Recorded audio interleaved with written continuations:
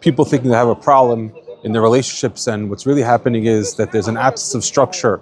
People are between camp and school, people are between city and country, and when they have marital strife and parenting blow-ups, it's usually not a problem of that they don't share values or that they don't love each other. It's usually the problem is that there's no structure in the home, and that's the reason why when there's no rhythm, what ends up usually happening is that it causes the biggest technical failures. And most of the times the problem is not the dishes. The problem is nobody knows whose job it is to do the dishes. Structure is something that helps to create a safe place. And when there is no structure, that itself is going to cause the greatest chaos. And children need, in order for them to survive and be stable, to have an environment that's predictable, and that will help them grow up to be stable people, competent people.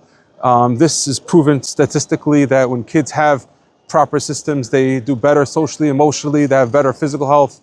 They have, when they have family routines like morning preparations, dinner, bedtime together with their parents, this helps to have a healthier structure. And this is the same thing is also true with Shalom Bayit. When the couple is having a better structure, when the couple gets up together and they go to sleep on time, that's going to be something that's going to help out to solve so many problems in families. 40% of obesity problems of children are related to the fact that they don't have proper structure in their schedule at home. And structure is not just something that's a very nice thing to have. It's something that is the best intervention that you could do. Right now we're standing in the 3 weeks, the Shiva Asar B'Tammuz, Ben HaMetzarim. It started here, the story when on this day in Jerusalem, there was the breaking of the wall of the city, and that was in the second temple. And we also know that something else happened, was that the Korban Tamid has stopped, and that was also one of the 5 things that happened on this day, on the 17th of Tammuz.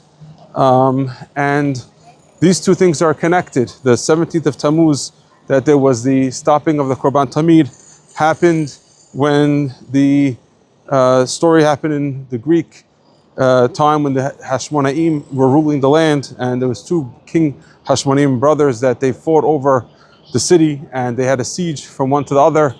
In order to get the sacrifice into the Beit HaMikdash, the brother that had the side of the Beit HaMikdash was willing to give a basket of gold over the wall, and the other side they would send the Korban Tamid every single day. And what ended up happening was that they could not win the siege till an old person told them with Greek wisdom that the right way to be able to take down the siege, is to be able to win this, is that you have to send over the wall, you have to send something that's not going to be a korban, because as long as they have the Korban Tamid, as long as they have the sacrifices, then the wall will not be able to be taken down. So what they did was they switched it up, and they sent a pig over when they got the gold, and the pig put his hands in the wall, his claws in the wall, and the whole land shook 400 parsot. And we understand from this that once the Korban Tamid stopped coming, that was the beginning of the wall. Even though that was years later, but that caused, even though that was in the second temple, 100 years before the destruction, but that caused the destruction to eventually happen on the 17th day of the walls, 17th day of Tammuz. That happened years later. So we see that there is a connection between the Korban Tamid and the destruction of the walls of the Yerushalayim. We know that also in the first Beit HaMikdash, even though there was siege was on the 10th of Tevet, but the Korban Tamid stopped on the 17th of Tammuz, and that helped that the Babylonians were able to take down the wall of Yerushalayim. This comes to show you that the daily rhythm of the Korbanot was the protection of the Jewish people. We know that this pattern of having the importance of the Korban Tamid is something that goes back to the beginning. The first time that the Korban Tamid was actually supposed to be brought was a failure. Shlomo HaMelech, he married the daughter of Paro on the night of the inauguration of the Beit HaMikdash, and that night the daughter of Paro, she kept up Shlomo HaMelech that night with all types of music, and she made the ceiling of the room look like it was the sky, and she made sure that Shlomo HaMelech slept through the morning, 4 hours into the morning. He had under his pillow, he had the keys to the Beit HaMikdash, and therefore the Korban Tamid was not able to be brought 4 hours into the morning until Bathsheba, the mother of Shlomo HaMelech, came in, and she started to give musar to Shlomo HaMelech, And Shlomo Melech said on that Eshet Hayil, but the damage was done. Hashem swore that since the Korban HaTamid was not brought, the first Korban HaTamid, Hashem swore that the first Beit HaMikdash will be destroyed. And this is again showing us that the Korban HaTamid is what keeps the Beit HaMikdash around. This is also not only found over there, we find this also concept in the rabbis. They tell us that what's the most important pasuk of the Torah. It's not Shema Yisrael, it's not V'havta Kamocha, it's the Keves Achat Ta'aseh B'boker V'et Keves Hasheni Ta'aseh B'Arbaim. Doing a Korban Tamid, having a continuous Korban, that's what is the most important pasuk. Why is this Korban Tamid so important?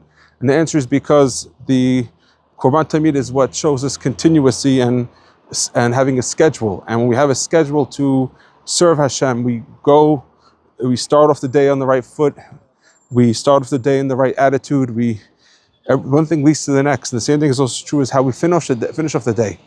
And when we have the Korban Tamid, the continuity and the structure and the steadiness, that's what makes us to be our best. We think that our problems are our problems. We feel like a kid who's not putting on tefillin, or a kid who's not connected. It's not because he doesn't love Hashem. It's not because he's not connected to religion. It's usually because this kid doesn't have a structure, and this kid is not in a system.